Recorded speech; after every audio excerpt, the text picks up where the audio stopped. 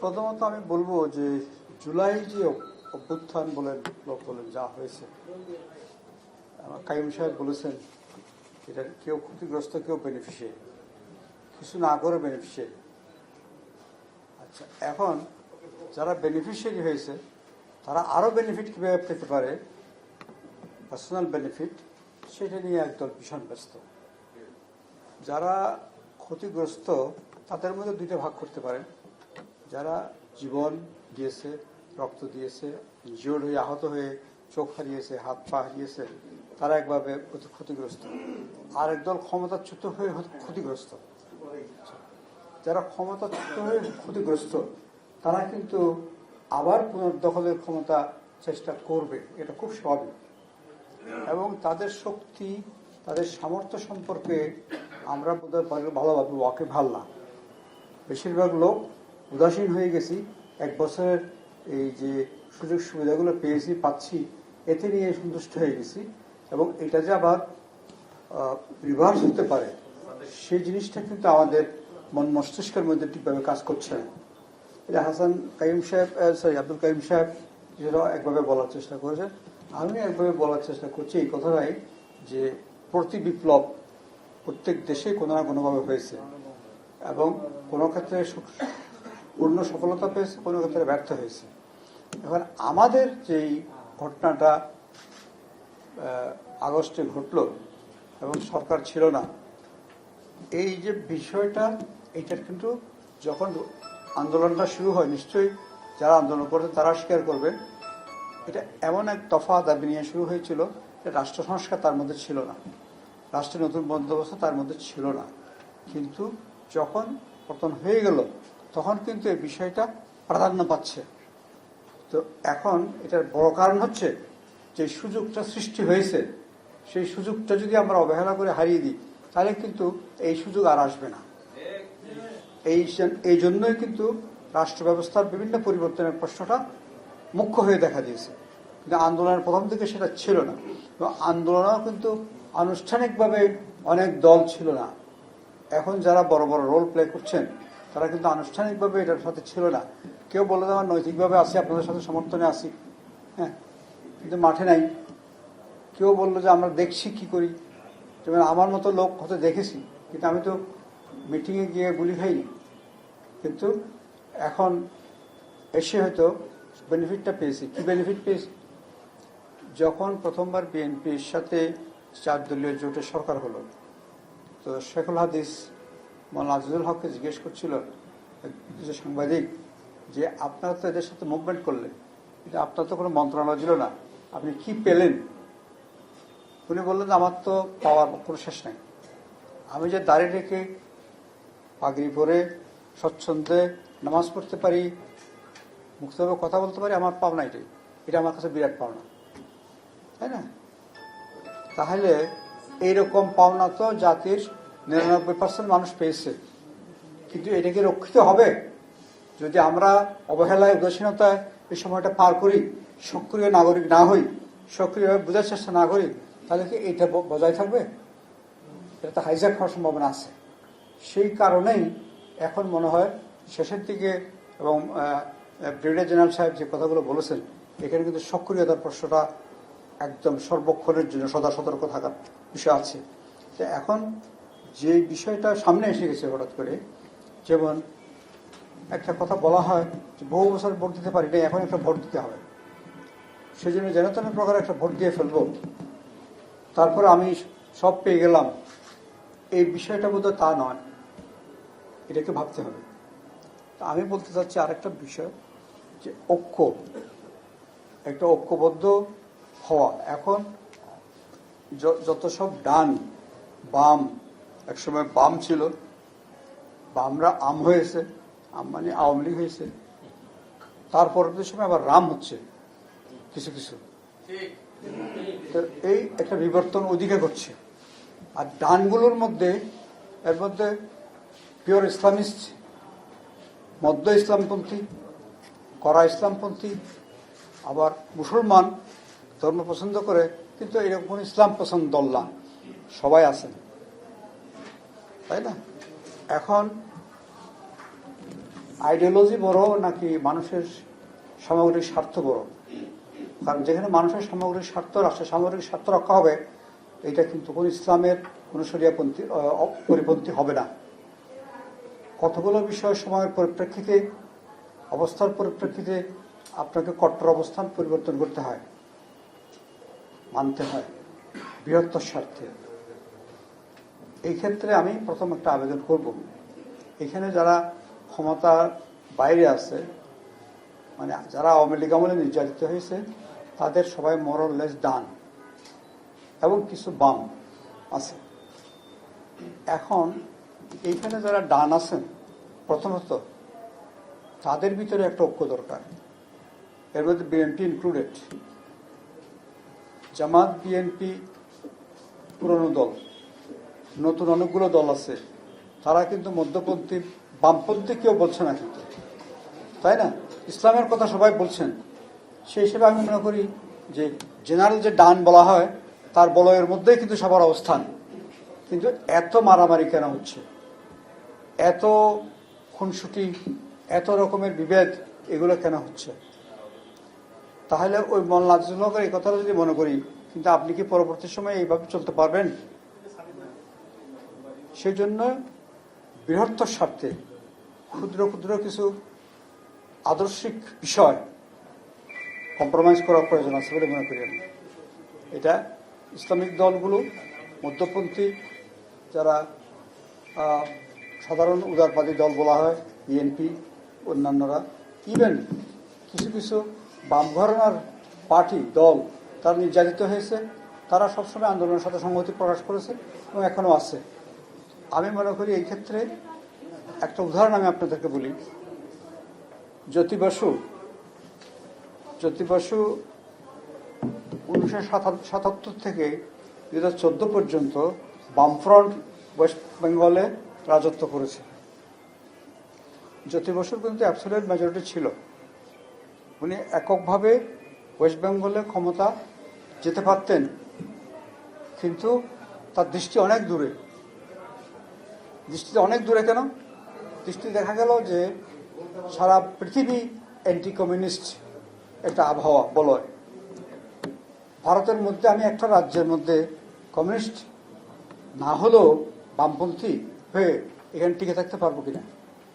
তখন উনি কি করেছেন, একটা ফ্রন্ট সৃষ্টি করেছেন।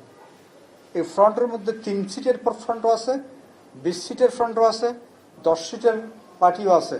সবাইকে নিয়ে একটা ফ্রন্ট করে, বাম ফ্রন্ট করে কয় বছর শাসন করলো?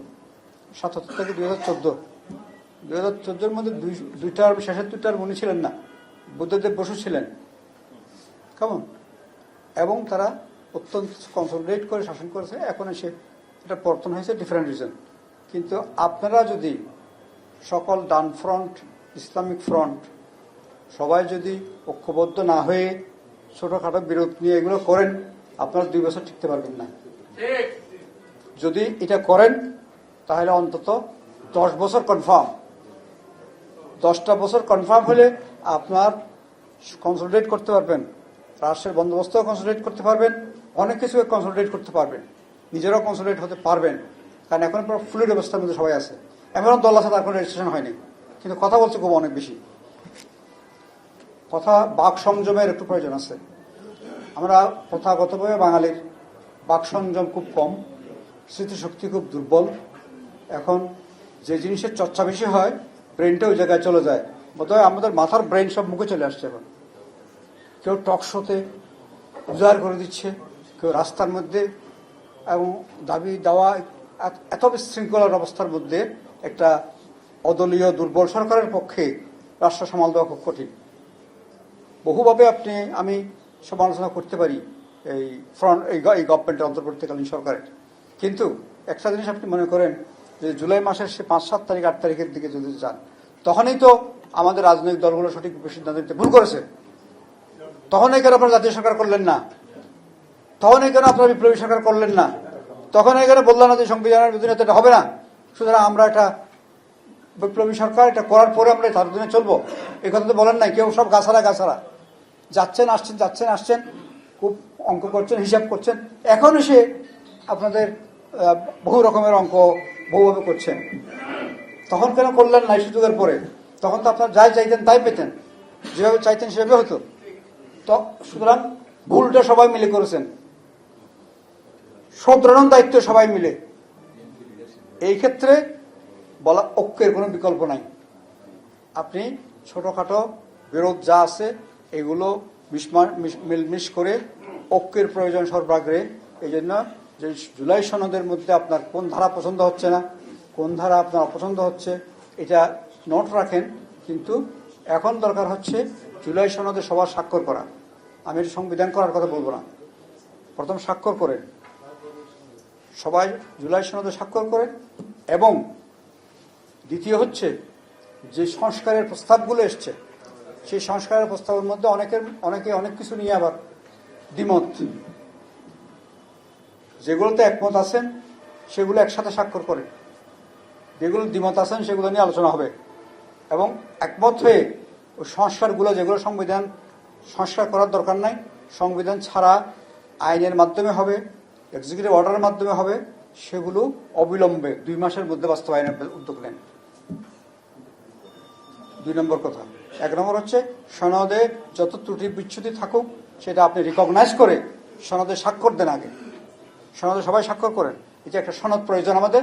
এই সনদে স্বাক্ষর করলাম, আমার রিজার্ভেশন আছে এখানে কিছু একটা, ঠিক আছে, ও রিজার্ভেশন উইথ রিজার্ভেশন আপনি স্বাক্ষর করেন, মূল সনদে স্বাক্ষর করেন। তারপরে দ্বিতীয় হচ্ছে সংস্কারগুলো, কারণ সংস্কার প্রস্তাব এগুলো তো একটা প্রক্রিয়ার মাধ্যমে হয়েছে। চট করে কেউ বলে দেয় না যে ভাই এই সংস্কার করতে হবে না। একটা কমিশন কমিটি করেছে, তারা বিচার বিবেচনা করেছে, লোকজনের সাথে আলাপ আলোচনা করেছে। ওখানে সবকিছুই ঠিক আছে এটা আমিও বলবো না, কিছু কিছু জিনিস তো আলোচনার দাবি রাখে। কোনো কোনো ক্ষেত্রে হয়তো কোনো কোনো বিশেষ বায়াসনেস থাকতে পারে, শুধু কিন্তু মোটা দাগে সংস্কারগুলো সম্পর্কে আপনারা আলোচনা করুন।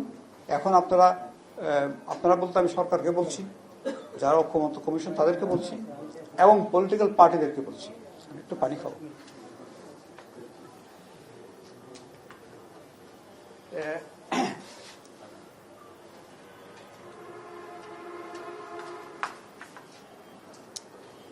তিনটে পক্ষকে বলছি। সরকারের দিক থেকে সরকার, রাজনৈতিক দলগুলোর একটা বড় দায়িত্ব আছে, কারণ সরকারও চাচ্ছে না রাজনৈতিক দলগুলো ঐক্যমত্য হয় না, এটা নিয়ে তারা আগাতে চায় না। সেজন্য রাজনৈতিক দলকে তারা যথেষ্ট গুরুত্ব দিয়েছে। এই গুরুত্বটা আপনারা উপলব্ধি করুন এবং সেই গুরুত্ব অনুযায়ী আপনার দায়িত্বটা পালন করুন। কিন্তু দায়িত্ব পালন না করে খালি গ্যালারি প্লে করলে হবে না। এটা গ্যালারি প্লেয়ার টাইম না, গ্যালারি বহুত প্লে করতে পারবেন। এখন দায়িত্বশীলতার সাথে সংস্কারগুলো গ্রহণ করুন এবং সরকারকে গ্রিন সিগন্যাল দিন যে আপনারা মোটামুটি যে সংস্কারগুলোতে আমরা একমত হয়েছি সেগুলো আপনারা করে ফেলুন। বাকি যেটা নিয়ে আমরা একমত হইনি, ঠিক আছে, সেটা পার্লামেন্ট ইলেকশন হোক, পার্লামেন্টে বসে হতে পারে। এই সংস্কারগুলো আপনারা বাস্তবায়ন করতে থাকুন। এটার কিছু কিছু রেজাল্ট আপনি এই সময়ের মধ্যে পাবেন। August, September, October, November, December, January, 5 মাসে আগস্ট চলে গেছে, তাহলে September, October, November, December, January, 5 মাস তো পাচ্ছেন। 5 মাসের মধ্যে আপনি দেখবেন না এগুলো? 5 মাস কম সময় না যদি কাজ করেন, আর কাজ না করে যদি ঘুমান 5 মাস কিছুই না। আমরা তো 1 বছর কাটিয়ে দিয়েছি। 1 বছরে হয়তো অনেক কিছু শিখেছি, অনেক বোধ বুদ্ধি আমাদের বেড়েছে। এখন আমরা কিছু কাজ করে ফেলা দরকার। এই 2টা কাজের কথা বললাম। আর বলবো বৈদেশিক ভোটারদের কথা, প্রবাসী ভোটারদের কথা অত্যন্ত সুন্দরভাবে আপনি বলেছেন। আমি 10 বছর ধরে এই বিষয়টা নিয়ে কথা বলছি এবং লিখেছি অনেকগুলো জিনিস। আর আমি কয়েকটা দেশে গিয়ে অন্য কারণে যাওয়ার সুযোগ হয়েছে। সেই সুযোগে আমি এই ভোটিং সিস্টেম নিয়ে প্রবাসীদের সাথে একটু কথাবার্তা বলেছি, তাদের অর্গানাইজেশনের সাথে, তাদের সাথে। আমাকে কোনো সরকারি প্রজেক্টের মাধ্যমে, কোনো গবেষণা প্রজেক্টের মাধ্যমে টাকা নিয়ে আমি যাইনি। আমি আমার কাজে গেছি, অন্য কাজে গেছি, এই সুযোগটা ব্যবহার করেছি। তো তাকে দেখতে পাচ্ছি আমি এইখানে। আপনারা সবারই এটা অ্যাপ্রিসিয়েট করা দরকার আছে। ইলেকশন কমিশনকে বলে বোঝানোর চেষ্টা করেছি, কিন্তু মনে হয় সঠিকভাবে বোঝাতে পারিনি। এটা আমারই ব্যর্থতা হয়তো। সেটা হচ্ছে তারা গেছে চাকরি করতে, পেটের ধান্দায়, বহু কষ্ট করে গেছে, বহু টাকা পয়সা খরচ করে গেছে। তারপরে অনেকে চাকরি পায় না, বহু কষ্ট হয়তো একটা কাজ জুটিয়েছে। এর মধ্যে তাদের অনেক রকমের তথ্যগত বিভ্রাট আছে, সঠিক স্ট্রেট সিরাতুল মুস্তাকিম দিয়ে তো যায় নাই, বিভিন্ন রকম বিভ্রাট আছে। এখন শুধু ভোট দেওয়ার জন্যই তারা ওই তথ্যগত যে বিভ্রান্তিগুলো এগুলো শুদ্ধ করতে পারবে না, তাহলে ভোট দিবে না, তারা তাহলে ভোট দেবে না। ভোট হচ্ছে তার চাকরি, তার কাছে অনেক দরকারি, কারণ এটা করতে গেলে ডকুমেন্ট নষ্ট হয়ে যাবে, চাকরি করতে পারবে না। একটা পথ আছে, আমাদের ইলেকশন কমিশন, বৈদেশিক মন্ত্রণালয়, পররাষ্ট্র মন্ত্রণালয়, প্রবাসী কল্যাণ মন্ত্রণালয়, তারা তাদের একটা গদালস্করে চালে চলে। কিছু লোক বিদেশে যায়, দেশের জনের সাথে আলাপ করে, মেশিন টেশিন দিয়ে কিছু ট্রেনিং দিয়ে চলে আসে, আবার যায়। আমি বলেছি এটার কোনো প্রয়োজন নেই।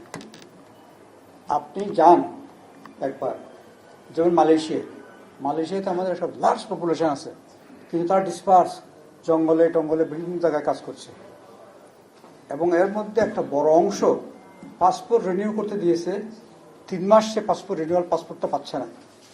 তারা হাই কমিশনে আসছে, লাইন ধরেছে, সারাদিন দাঁড়িয়ে আছে, সন্ধ্যার সময় বলল এমবিসি বন্ধ, আজকে হবে না।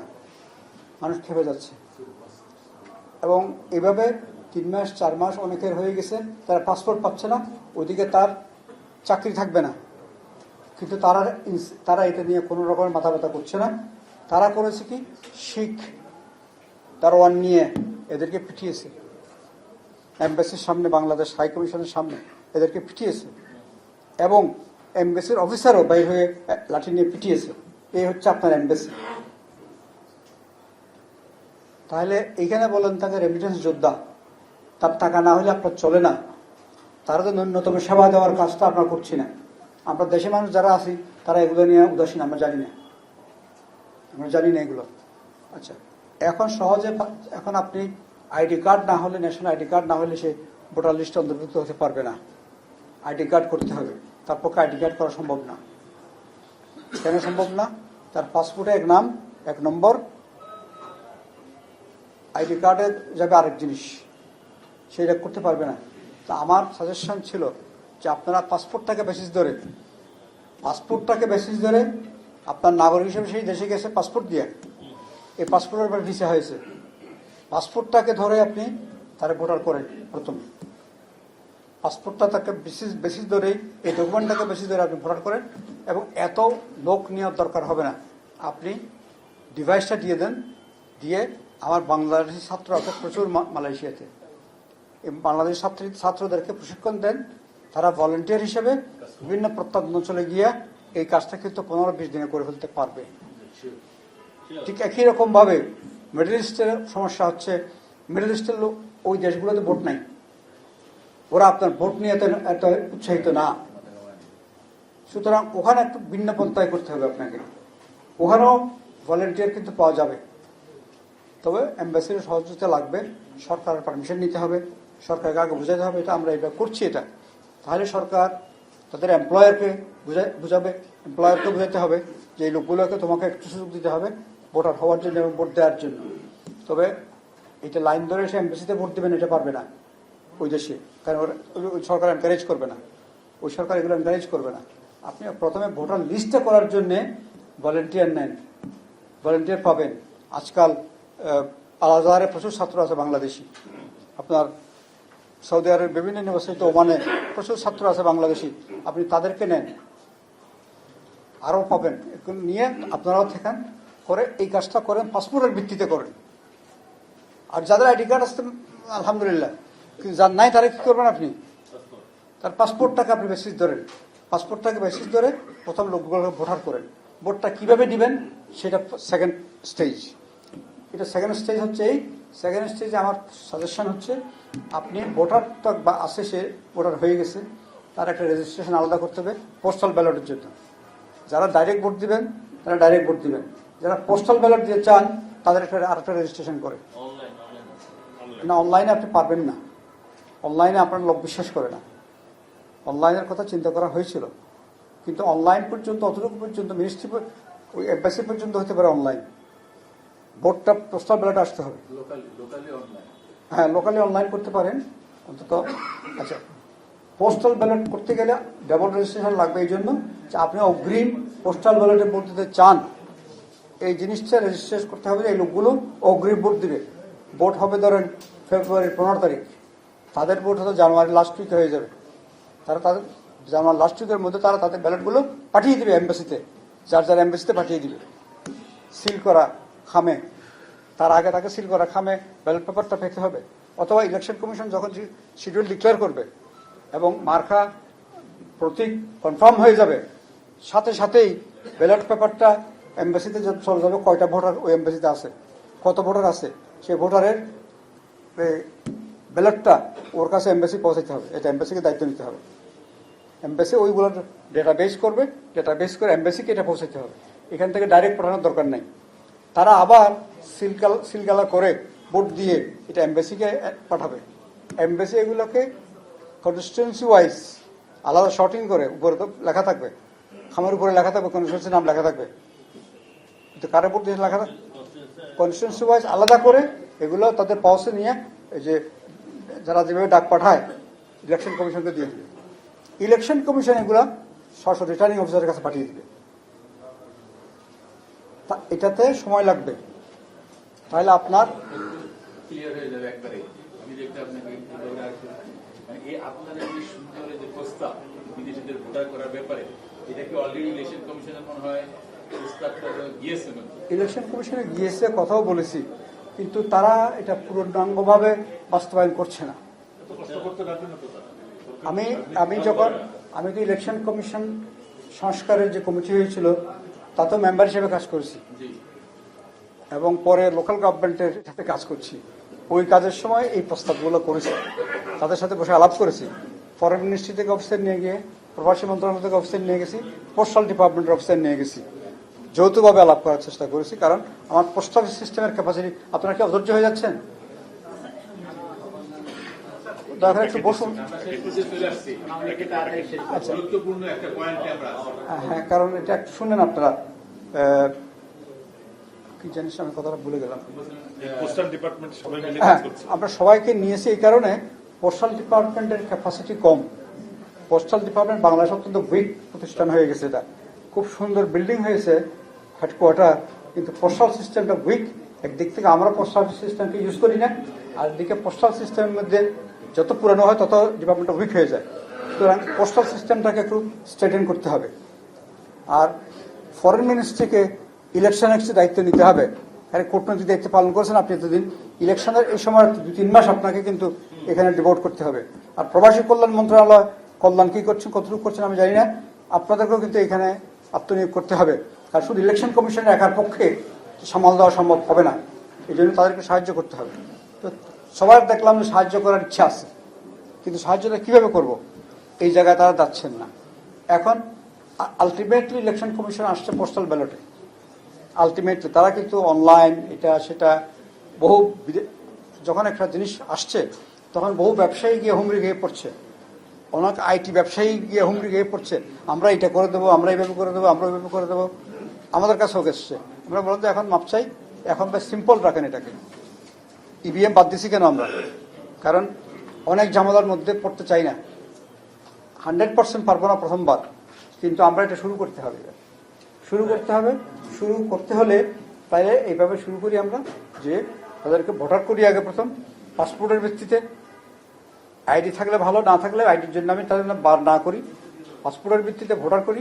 ভোটার করার জন্য আপনি ভলান্টিয়ার ইউজ করেন। ইমিগ্রেশন অফিসে কিন্তু সবার নাম আছে। হ্যাঁ, যেহেতু তারা বাংলাদেশ বিদেশ যেতে পারে নাই, হ্যাঁ সবার নাম তো আছেই। কথা হচ্ছে তারা কোথায় কাজ করছে এখন সেটা জানে না, সেটা আপনাকে, এটা কোনো কঠিন কাজ না, ফিজিক্যালি করা সম্ভব। এটা আপনি কতগুলো এলাকা আছে, বিশেষ এলাকাতে ওটা গেলে অ্যানাউন্সমেন্ট করলে ওরা কিন্তু আসবে।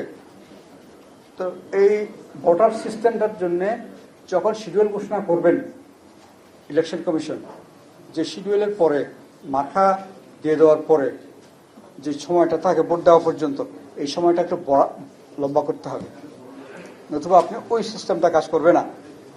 এই যে এখন যদি আপনি 10 দিন দেন, না 10 দিন দিলে এটা হবে না, 15 দিন দেন, হবে না। এটাকে একটু সময়টা বাড়াতে হবে, কারণ ওই বৈদেশিক ভোটাররা ব্যালট পাবে, ব্যালট পাওয়ার পরে ব্যালটটা পূরণ করে এমবাসি পর্যন্ত পৌঁছাবে, এমবাসি এটা বাংলাদেশে পৌঁছাবে, এই সময়টা আপনাকে অ্যালাউ করতে হবে।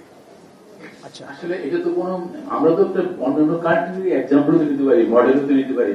বিভিন্ন কান্ট্রি তারা যেমন ফরেন ভোটার করছে, এটাও আছে। হাউএভার আপনি যে প্রস্তাবটা দিলেন এটা ওয়ার্ক করা উচিত। আমরা আশা করি এটা স্ট্রংলি ইলেকশন কমিশন এটা টেক আপ করবে এবং আগামীতে আমরা কাজ করবো। আচ্ছা, এর সাথে আরেকটা প্রশ্ন, পোস্টাল ভোটার শুধুমাত্র বিদেশিদের জন্য না, আমাদের এখনকার যে এক্সিস্টিং যে ল আছে, এক্সিস্টিং লতে কিন্তু ইন কান্ট্রি যারা অক্ষম, ভোট কেন্দ্রে যেতে পারছেন না, দূরবর্তী স্থানে অবস্থান করেন, সরকারি কর্মে থাকেন, আইন শৃঙ্খলার দায়িত্বে থাকেন, সাংবাদিকতায় থাকেন, তারা ভোট দেবে কিভাবে? সুতরাং তাদের জন্য কিন্তু স্পেশাল ব্যালট উন্মুক্ত করা দরকার। এবং এইটা সোজা। এখন যদি আপনি তাদের যদি আরেকটা রেজিস্ট্রেশন দেন তাদেরকে, যারা স্পেশাল ব্যালট দিতে চায় তারা একটা অপশন দিবে, অপশন দেওয়ার পরে আপনি তাকে অপশন দেওয়ার পরে সে ওই তার ভোটটা, ব্যালটটা সে তার নির্বাচন অফিসের মাধ্যমে পাবে এবং সেটা নির্বাচন অফিসে জমা দিয়ে আসতে পারে। প্রত্যেক থানায় থানায় কিন্তু সার্ভার আছে, নির্বাচন অফিস আছে, থানার নির্বাচন অফিসে জমা দিতে পারে। নির্বাচন অফিস এটা রিটার্নিং অফিসারের মাধ্যমে ট্রেজারিতে জমা রাখবে, ট্রেজারিতে জমা রাখবে। শুধু ইলেকশনের দিন বিকালবেলা এই ট্রেজারি থেকে এগুলো একসাথে উঠিয়ে নিয়ে আসে, গণনা করবে। কারণ দেশের জন্য কিন্তু পোস্টাল ভোটার দরকার। তাহলে পোস্টাল ভোটটা হলে অটোমেটিক আমার একটা হিসাব হচ্ছে আমাদের 30% ভোট বেড়ে যাবে, 30% ভোট আমাদের বেড়ে যাবে। আচ্ছা, এইটা এই কথাটা বললাম, জেনুইন ভোট। আর এটা হচ্ছে এই মানুষগুলো ভোট দিতে হচ্ছে, বয়সের কারণে, অসুস্থতার কারণে অনেকে ভোট দিতে পারছেন না। সুতরাং পোস্টাল ব্যালট বাংলাদেশে যারা আছে তাদের ক্ষেত্রে প্রযোজ্য, এবং আমেরিকাতে, সুইজারল্যান্ডে, আরো অনেক দেশে আছে। এখন ওখানে কিন্তু দিন দিন পোস্টাল ব্যালটের হার বাড়ছে, পোস্টাল ব্যালটের হারটা বাড়ছে। আনুপাতিক প্রতিনিধিত্ব ব্যবস্থা সম্পর্কে যে কথাগুলো বলেছেন, এটা আমি ধরেন আজ থেকে 2 বছর আগে একটা ছোট্ট বই লিখেছিলাম, সংস্কার সংলাপ সূচনা সূত্র, বইটার টাইটেল। ওই বইটার মধ্যে আমি দ্বিকক্ষ বিশিষ্ট আইনসভা এবং আনুপাতিক প্রতিনিধিত্ব দুটা ইস্যুকে এনেছিলাম। এখন কথা হচ্ছে আনুপাতিক প্রতিনিধিত্ব, দেশ কিন্তু এখন প্রায় 87টা দেশে এই প্রপোর্শনাল রিপ্রেজেন্টেশন নির্বাচন হয়, কিন্তু প্রতি দুইটা দেশ একরকম না। প্রত্যেকে তার দেশীয় সিস্টেমের সাথে এটাকে আত্মীকরণ করেছে। কোথাও কোথাও এটা ওই যেটা উনি যে প্রস্তাবটা বলেছেন সেইভাবে রিজিওনাল প্রতিনিধিত্ব কিভাবে এনশিওর করা যায় সেই জিনিসটা করেছেন। এথনিক গ্রুপকে রিপ্রেজেন্ট করার মতো করেছেন, রিলিজিয়াস গ্রুপকে অ্যাকোমোডেট করেছেন। এগুলো বিভিন্ন দেশ বিভিন্ন রকম ফর্মুলাতে এটা গেছেন। এবং সুইজারল্যান্ড সবচেয়ে ভালো উদাহরণ, কিন্তু সুইজারল্যান্ডের সিস্টেমটা অনেক বেশি টেকনিক্যাল। আমাদের হয়তো এত খুব সময় নেই। আমরা শুধু এটা, আমি যতটুকু করেছি, এটার সুবিধা অসুবিধা কি? সুবিধার মধ্যে হচ্ছে আনুপাতিক প্রতিনিধিত্বের মাধ্যমে নির্বাচন হলে এভরি ভোট কাউন্টস। আমরা বললাম ভোট নষ্ট হয়ে গেছে, আমার ভোট তো নষ্ট হয়ে গেছে, নষ্ট মানে আমি যে ভোট দিয়েছি লোকটা হয় নাই। সুতরাং নষ্ট না হয় মতো যে পার্টির যেদিকে জোর ওইদিকে ভোট দেবো, এটা একটা প্রবণতা আছে। না, আমি একজন মানুষ একজনকেই ভোট দেবো আমাকে মনে করছি, সেই ভোটটাও কাউন্ট হবে, সেই ভোটটা একটা ওয়েটেজ পাবে, সেই ভোটটার একটা গুরুত্ব হবে। সেই জন্য এটার সবচেয়ে বড় গুরুত্ব হচ্ছে এই জিনিসটা। তবে এইখানে কিন্তু কতগুলো টলারেন্সের বিষয় আছে। আনুপাতিক প্রতিনিধিত্বের ভোট হলে দেশে একক সরকার, একক ভোটে একক সংখ্যাগরিষ্ঠতা পাওয়ার সম্ভাবনা কম। এটা একক সংখ্যাগরিষ্ঠতার চেয়ে তখন দেখবেন যে কিছু দল কাছাকাছি ভোট পেয়ে যাচ্ছে আসনের দিক থেকে। আপনি যেভাবে বর্ণন করেন না কেন, আসন কিন্তু একদম একক সংখ্যাগরিষ্ঠতা পাবে না। তখন কিন্তু কোয়ালিশনের প্রশ্ন আসবে। এই দেশের মানুষ আমরা কোয়ালিশনের বিষয়ে অভ্যস্ত না, আমরা একসাথে কাজ করতে পারি না। আমরা একসাথে মুভমেন্ট করতে পারি, কিন্তু মুভমেন্টের পরে এসে আমরা কিন্তু আর এক থাকতে পারি না। তখন কিন্তু আমাদের অন্য কিছু উদয় হয়। তো সেই জন্যই একটা প্রথমবারের মতো হওয়ার জন্য, এটা হচ্ছে আমরা পরবর্তী ওই বইয়ের কথা বলছি না, এখনকার বাস্তবতায় বলছি।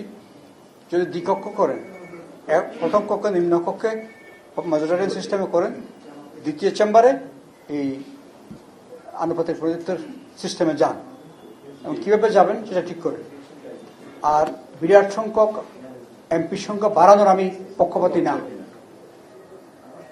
এখন 300 এরকম আছে, আর 300 অনুমোদন করে 600 পার্লামেন্ট মেম্বার করব, 300 অত্যাচারিত তো পাচ্ছি না, এত পার্লামেন্টের মেম্বার করার পক্ষপাতি না।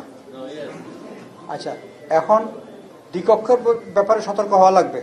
দ্বিকক্ষের মধ্যে এটাকে পলিটিক্যাল পার্টিগুলোর নমিনেশনের উপর ছেড়ে দিলে কিন্তু আপনি বিপদে পড়বেন।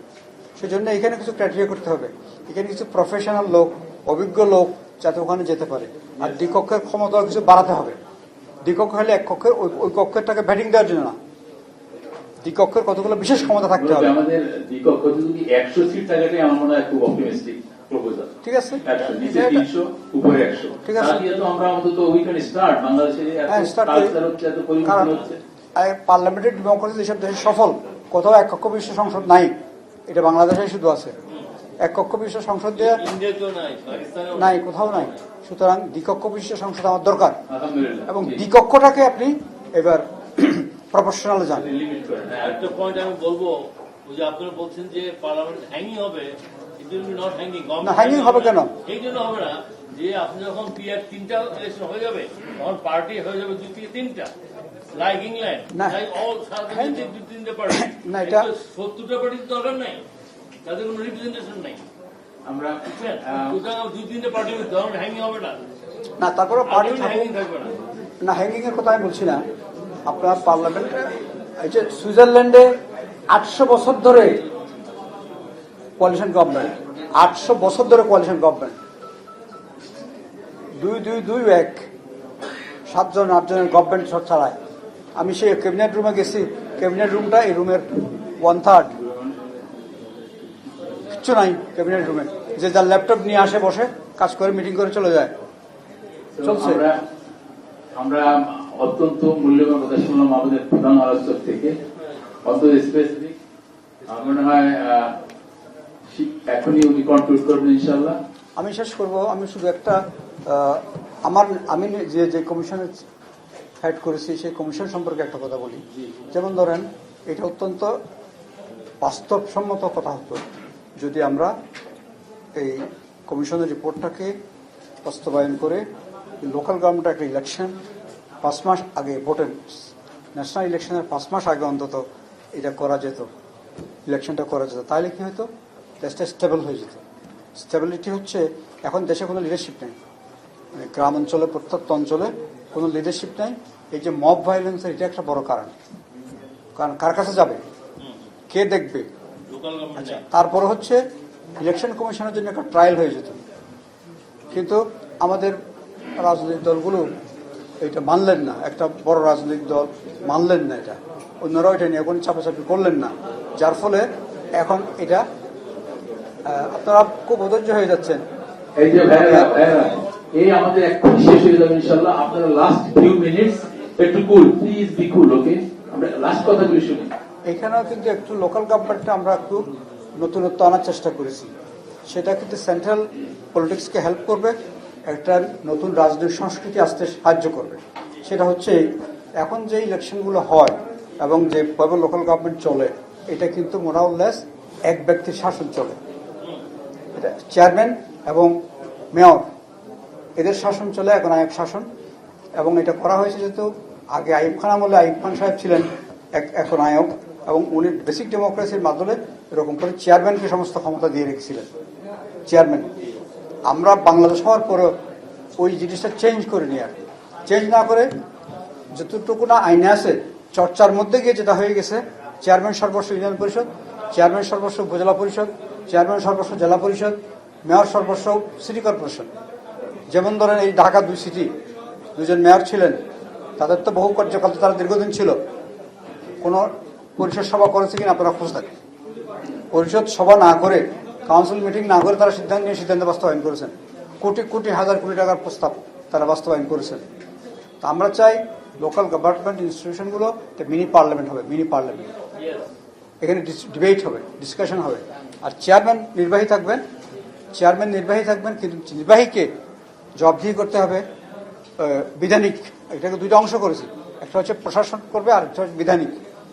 বিধানিকের মধ্যে সবাই মেম্বার থাকবে, ডিস্ট্রিক্ট লেভেলে হবে, ডিস্ট্রিক্ট, উপজেলা, জেলা, সব লেভেলে একই সিস্টেম, একই জাতীয় সমজাতীয় প্রতিষ্ঠান হবে। এখন ধরেন উপজেলায় একরকম প্রতিষ্ঠান, ইউনিয়নে একরকম প্রতিষ্ঠান, সব টিয়ার লোকাল গভর্নমেন্টের সিস্টেম, সাংগঠনিক কাঠামো একরকমই হবে, 3 রকমের হবে না। আর একটা আইন দিয়েই কিন্তু পুরো লোকাল গভর্নমেন্ট সিস্টেম চলবে, ভিন্ন ভিন্ন আইন না। এগুলো ভিন্ন ভিন্ন কেন আইন হয়েছে? কারণ এগুলো একসাথে শুরু হয় নাই। উপজেলা এক সময় শুরু হয়েছে, জেলা এক সময় শুরু হয়েছে, সেই জন্য ভিন্ন ভিন্ন আইন করেছে এবং এক আইনের সাথে আরেক আইন সাংঘর্ষিক এবং এক আইনের সাথে আরেক আইনের সামঞ্জস্য নাই। সেই জন্য এগুলো করা হয়েছে। তো এই জন্য এই জাতীয় রাজনীতির সাথে, জাতীয়ভাবে যে সরকারের সাথে স্থানীয় সরকারেরও কিন্তু এটা সামঞ্জস্যপূর্ণ থাকতে হবে। আমার জাতীয় সরকার পার্লামেন্টারি, স্থানীয় সরকার প্রেসিডেন্সিয়াল কিভাবে হবে? স্থানীয় সরকারটা সংসদীয় পদ্ধতির সরকার হবে এবং তাহলে আলাপ আলোচনাটা হলে আর আলাপ আলোচনাটার স্কোপটা বাড়াতে হবে। আর শিক্ষার কথা বলেছেন, ওখানে আপনি শিক্ষাটা কোনো বাদ দিতে পারবেন না, কিন্তু আমরা বলেছি যখন প্রথম ইলেকশনে মেম্বারশিপ হয়ে যাবে, মেম্বারদের থেকে যখন চেয়ারম্যান হওয়ার প্রশ্ন আসবে, সভাধিপতি হওয়ার প্রশ্ন আসবে, তখন যেন এটা দেখা হয় যে এটা শিক্ষিত লোকটা আসছে এখানে, এটা দেখতে হবে। শিক্ষিত লোক না আসলে এখনকার সময়ে কিন্তু চেয়ারম্যানগিরি করতে পারবে না, এটা সম্ভব না, এটা তাদেরকেও বুঝতে হবে। লোকাল গভর্নমেন্ট অ্যাক্ট আমরা করে দিয়েছি, যেখানে বললাম এবার অ্যাক্ট কিন্তু আমরা ড্রাফট করে দিয়েছি। তাদের কিন্তু বেশি কিছু করতে হবে না, শুধু আইন মন্ত্রণালয়ের ভেটিং নিয়ে তারা দেখে পর্যালোচনা করুক, এটা একটা অর্ডিন্যান্স করে জারি করে দিতে পারে। এটা কিন্তু আমি বারবার বলেছি, কারণ আইনগুলো একটা আইন করতে নাকি আমাকে আইন মন্ত্রণালয়ের একজন অফিসার বললেন আমরা 10 কোটি টাকা খরচ করি একটা আইন করতে, বা আপনারা তো আমাদের ভাত মেরে দিয়েছেন। হ্যাঁ, আমরা 4টা আইন করে দিয়েছি। আমার কমিশনের লয়ারও ছিল, উনি এখন জাজ হয়ে গেছেন কতদিন। তো আমরা আইনগুলো করে দিয়েছি, সুতরাং এগুলোর দিকে সরকারকে তাকানো দরকার। কিন্তু মন্ত্রণালয়গুলো, একটা দুঃখের কথা আপনাদের বলছি, আমি অনেকগুলো মন্ত্রণালয়ে বিভিন্ন কারণে গেছি, অ্যাডভোকেসি করতে গেছি, কারণ একটা আইন তো, একটা বিষয় তো শুধু লোকাল গভর্নমেন্ট রিলেটেড না, তা অন্য মিনিস্ট্রিকে টাচ করে। এদের মধ্যে কোনো রকমের ইচ্ছা দেখিনি, সদিচ্ছা, যা আছে তা চলুক, এখানে কোনো চেঞ্জ করার কোনো রকমের নাই। আর এখন যেটা হয়েছে, এখন দেখলো যে হাওয়া কোন দিকে, কারা সামনে আসতেছে, তাদের দিকে তারা ঝুঁকে পড়তেছে।